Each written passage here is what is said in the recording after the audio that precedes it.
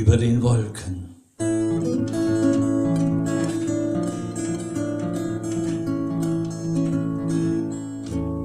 Wind Nordost-Startbahn 03,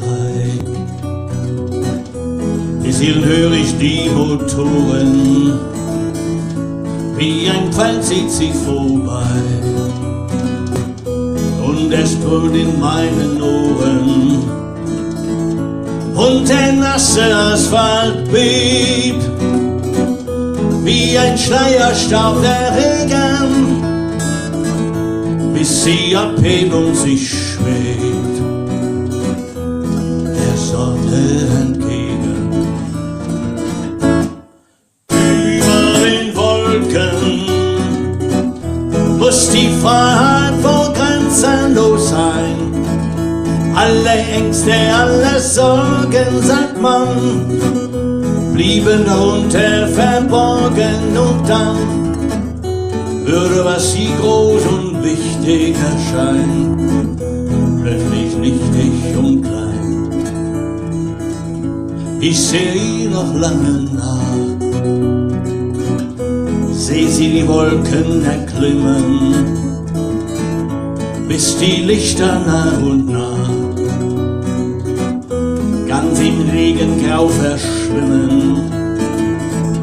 Meine Augen haben schon jeden winzigen Punkt verloren, nur von Fernklingen monoton das Summen der Motoren. Über den Wolken muss die Freiheit wohl grenzenlos sein. Alle Ängste, alle Sorgen, sagt man, blieben darunter verborgen, und dann würde, was sie groß und wichtig erscheint, plötzlich nichtig und klein. Dann ist alles still, ich geh, Regen durchdringt meine Jacke, irgendjemand kocht Kaffee,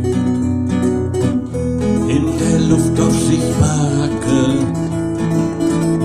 in den Pfützen schwimmt Benzin, schillernd wie ein Regenbogen, Wolken spiegeln sich darin, ich wär gerne mitgeflogen.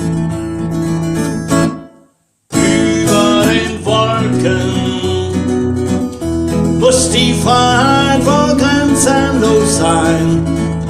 Alle Ängste, alle Sorgen, sagt man, blieben darunter verborgen, und dann würde, was sie groß und wichtig erscheint, plötzlich nichtig und klein. Würde, was sie groß und wichtig erscheint, plötzlich nichtig und klein.